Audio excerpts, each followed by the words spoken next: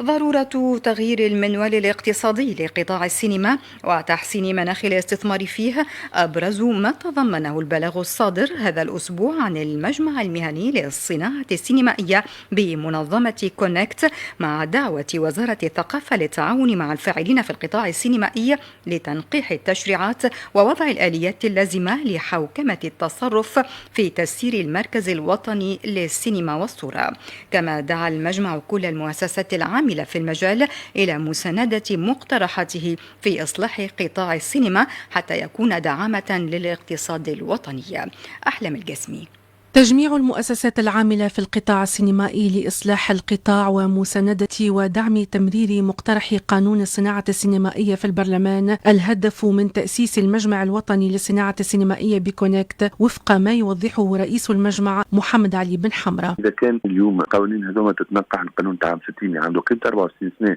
والمرسوم 86 تاع 2011 اللي هو تم به إحداث المركز الوطني للسينما والصورة، القانون الجديد باش يعطي إمكانية إنه يتم إعادة الهيكلة نتاع المركز الوطني للسينما والصورة وفي موظفين مش موظفين عموميين، ناس فاهمه اكثر القطاع وتنجم تقدم خدمات لاهل القطاع اللي يدخلوا فلوس للمركز، كيما مثلا الشباك الموحد لرخص التصوير، الاجنبي اللي باش يجي يصور في بلادنا لازم نعطيوه شويه تسهيلات في مستوى الرخص باش ما يهربش يمشي لدول شقيقه، غير هذا لازم فما امتياز دائما، اذا كان هو معفي من ضريبه القيمه المضافه نجي نقول له خلص تي ومن بعد ترجع هذا مش باش يجي يصور في تونس، باش نجم نجي نصور عندك وزاره السياحه بالتعاون مع وزاره الثقافه يسميوها لجنه الفيلم، كل سينما يحب يمشي يسمن المنطقه هذيك ولا المعالم التاريخيه يلقى على الاقل فما تسهيلات ومن بعد توجيه الدور التنموي في بلادنا. كما اوضح رئيس المجمع المهني الوطني للصناعه السينمائيه ان المسار الاصلاحي لقطاع الصناعه السينمائيه يستوجب مزيد حوكمه التصرف في طرق التسيير لتحسين جوده الخدمات، خاصه عبر احداث قاعات سينما جديده تدعم التوزيع خدمه للانتاج والارتقاء بمضامينه. لازم بلادنا يولي فيها اكثر قاعات سينما لانه تحسين المضامين الفنيه عنده علاقه كبيره برشا بالامكانيات المتاحه لعمليه الانتاج.